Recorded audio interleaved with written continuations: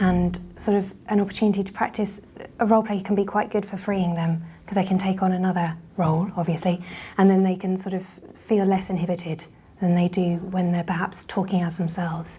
And do you use role play quite a lot? Yeah. For that reason? Yeah, yeah. And I find, particularly with younger, sort of teenagers, younger adults, it works really well because they often feel quite self-conscious speaking another language and they feel quite strange, but if they can take on another role, it sort of frees them. They don't feel responsible so much for what they're saying. Yeah. And also it gets them, they can try language that they wouldn't ordinarily use just in everyday conversations. They can sort of, I don't know, talk as a role. You used quite a lot of pair work and group work in the lesson. Why did you do that? Well, for things like the prediction for the reading task, I think it's quite good for them to be able to share ideas initially, because I think if you just ask a class for their responses, they might not have ideas or they might not feel confident about their ideas. Whereas if they've already shared some ideas and they feel a bit more confident about doing that. And also, of course, it gives them an opportunity to practice speaking. And when they were doing the speaking, you didn't correct them very often, and that's a conscious decision on your part, I think. Yeah. Again, sort of about confidence, really. If you're constantly correcting them, they might sort of feel slightly inhibited in that they don't want to talk. I'm more interested in getting fluency and getting the message across, so long as it doesn't necessarily cause like a breakdown in communication. I think it's quite a good thing just to let them go. And I tend to sort of note down errors and then look at those later, because it's important, obviously, to have both. And so you pick up some stuff to work on while they're talking? Yeah. Notice sort of if they've made a mistake like a slip, just something to point out and just kind of say, oh, I don't know, they missed off the S, whether he and she verb or something like that. Or if they've made a mistake because they didn't know how to say something, kind of try to reformulate and say, okay, you said this, I think this is what you mean, and just kind of try to input there. So. But quite specifically, not sort of interrupting right in the middle of everything and then stopping it. Yeah.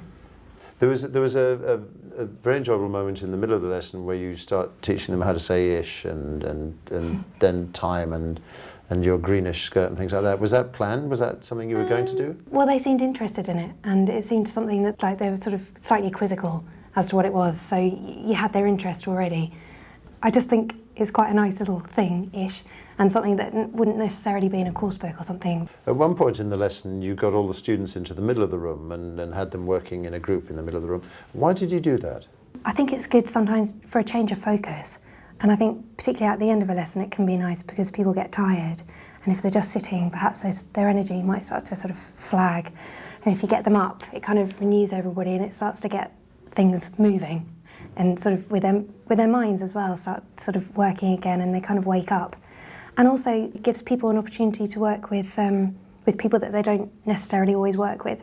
For example, if they always sit next to a certain person in the classroom, they always talk to them, so they don't get a chance to talk to the man who sits over there. So this kind of thing gives everybody a chance to speak to everybody, and they can obviously learn more things. And you also had that thing where they moved around. Yeah, so again, you're getting them to speak to a range of different people.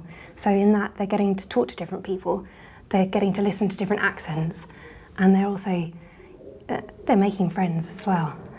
Yeah, you based your lesson on this guy looking for a wife and speed dating, that kind of thing. Can you think of any situations where you'd be uncomfortable about using that material or not? I tend to use that material quite often, and basically love and relationships are something that everybody can relate to, so it tends to be engaging for everyone. But perhaps in certain cultural backgrounds it might be viewed as risque, I suppose. You always have to be sensitive about the material that you're using, and you don't want to offend anybody, of course. So I guess it depends on knowing your students and knowing where you can take them, basically, and understanding where they come from and what their interests are and stuff like that. But generally that topic goes down a treat.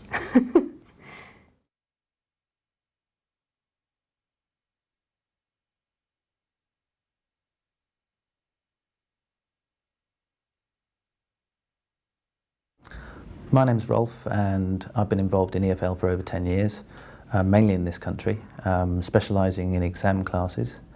And recently, over the last couple of years, I've been doing some workshops in different countries in Europe, teacher training workshops, trying to kind of remotivate teachers who have lost some of their edge.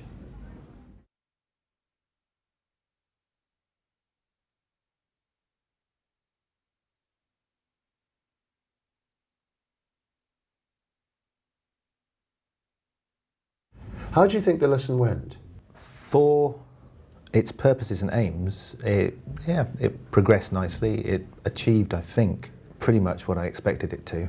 Could you just expand on that? The lesson has two main aims, one of which is to enable the students to use and understand a piece of grammar, kind of grammatical structure.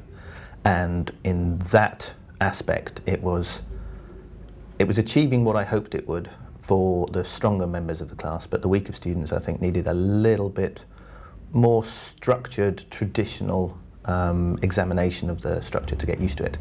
And the second one, which is a little bit more abstract, is about getting the students to become aware that they are able to use grammar without actually knowing they're using it. So that was the dictogloss part of the lesson. Could you just explain dictogloss? Yep, I use a slight adaptation. Dictogloss is a kind of dictation. And the difference is that students get to hear things one time and at very natural speed. It's very important not to drop the level. And they sit and relax and try to gather as much information as possible. Then they hear it again, one sentence at a time. And this time they can take notes, but again, it's at natural speed, so they don't have a lot of options for getting all the words down. So what they do is they filter it, and they take the words that they can understand and the ideas they can understand. Then they go back together into groups and reconstruct using all the separate little pieces that each of them has gathered. And they each gather different things. And as they discuss, they learn to understand what it is they've heard. So you use dictogloss in this lesson, you use the story to introduce the grammar, and you do this quite often, but what other kind of ways do you introduce grammar? I'm a real kind of proponent of not letting the students know what we're going to be doing before we actually do it. Yeah. I can introduce grammar, we do it quite a lot with newspaper articles, which I've already selected, which have that piece of grammar in. And we deal with it just as a topic, and then look at it in terms of grammar. Songs, clips from movies, videos, DVDs, and the typical approach of using a basic course book or something as well, just for variety.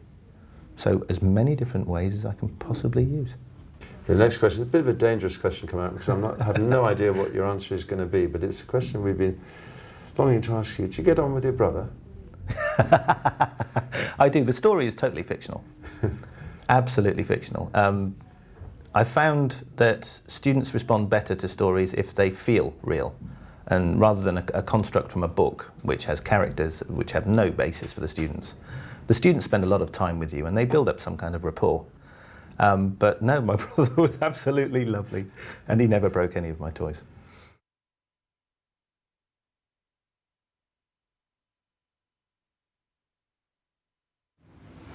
I'm Silvana and I've been teaching English for 19 years now. I moved to the UK 6 years ago, so before then I taught in English in Argentina. I taught general English, English for specific purposes, and I'm also a teacher trainer.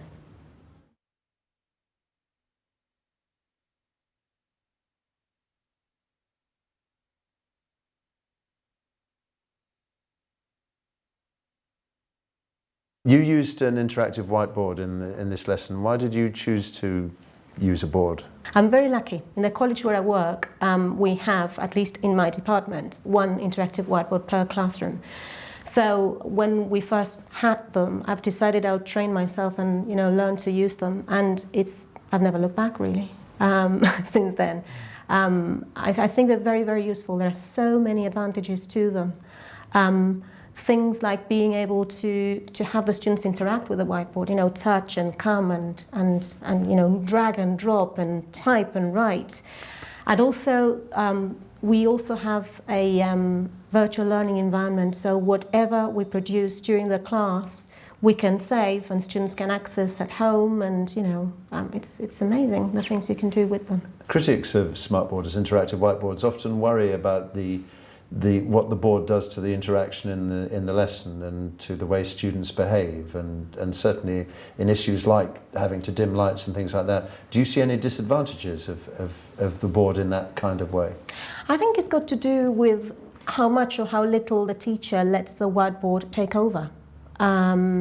to me, it's about the teacher's judgment and how much you let it dominate your class or not.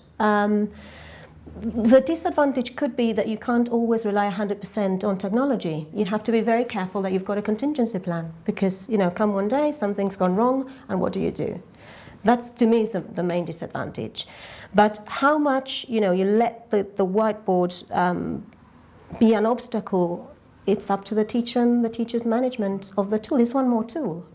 Can I shift the conversation completely? There's a lot of discussion about the difference between native speaker teachers and non-native speaker teachers. Now, although those terms are not very satisfactory, I suppose I'd have to categorise you as a non-native speaker teacher. And I think the question that interests me is whether you see any particular advantages or disadvantages in being, well, either a native speaker teacher or a non-native speaker teacher. I think as a disadvantage, if students really want a native speaker model, well, I'm not.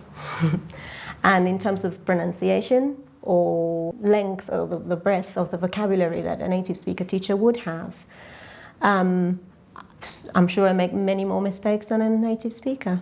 And I think those could be the disadvantages.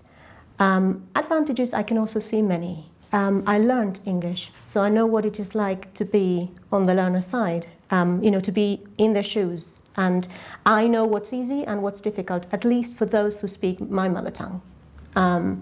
I know the pain of having to go home and memorize sheets and sheets of vocabulary for hours, you know, and my knowledge of the language in terms of my, you know, the grammar and pronunciation and all that, I think it's sound and good, and I feel confident about it because I had to learn it. I think that my starting point as a teacher was much more solid than somebody coming out of, you know, initial teacher training in a short course. You know, they tend to be very clear on the methodology, but not so much on the language awareness. And I think that non-native teachers tend to have a better language awareness because of that. They had to learn the language. How do students respond to you as a non-native speaker teacher, both here in the UK and in your own country? When I was at home in Argentina, students liked to have a combination of both native and non-native speaker teachers. They liked having the native speakers in conversation lessons and for their vocabulary, but they liked to have the non-native speaker teacher for their grammar lessons. When I came to the UK, some of my directors of studies did not like me to let them know that I wasn't English. Especially, I can understand that. It's probably got to do with the fact that people come to the UK to have an English teacher. So not having one could, you know, be a problem. But once they do find out, especially Spanish speakers love it because they can ask me questions in Spanish. And sometimes, they need, especially at very, very low levels, they like having somebody they can talk in their own mother tongue. So for you, it's actually quite ideal to teach people whose mother tongue you share or whose mother tongue you can operate with. Oh yes. I really enjoy the opportunity to do cross-linguistic comparisons from time to time and to have the mother tongue not just an obstacle or a barrier, but actually as a tool to help them in their learning.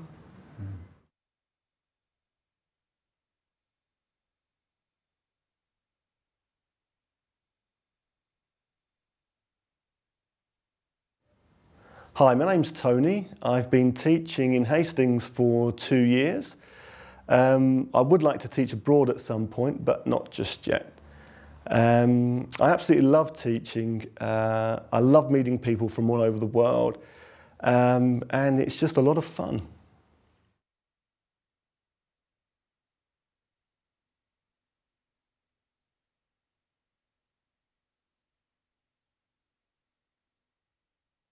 What was your objective for this lesson?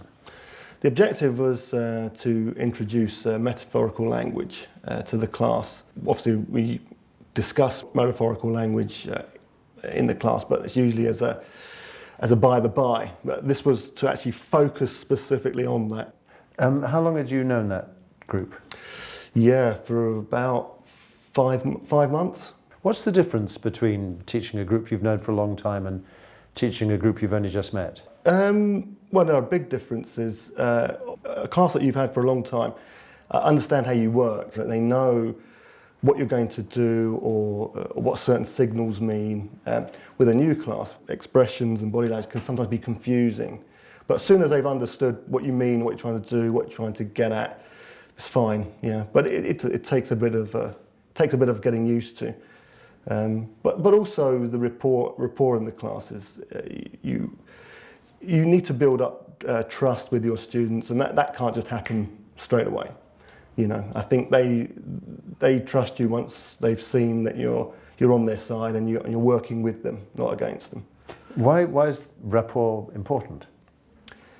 I think rapport is extremely important because I think a class has to enjoy their lessons, and they have to enjoy working not just with the teacher but together, students with students. And I've had classes before where rapport has been really poor, and it's reflected in the whole lesson. So I always make it a priority to build up rapport as quickly as soon as possible. How did you follow this lesson up? Did it lead on to anything else, or was it a one-off? What we did subsequently was we went to the library, got them all to choose some readers, obviously some good advanced readers, and obviously gave them an aim while reading, which to pick out similar language to the language that we'd looked at in the lesson. Obviously gave them a week to read the books, and then we had a discussion a week later with them, basically just throwing up all the language that they came across, and just had an in-depth discussion on that.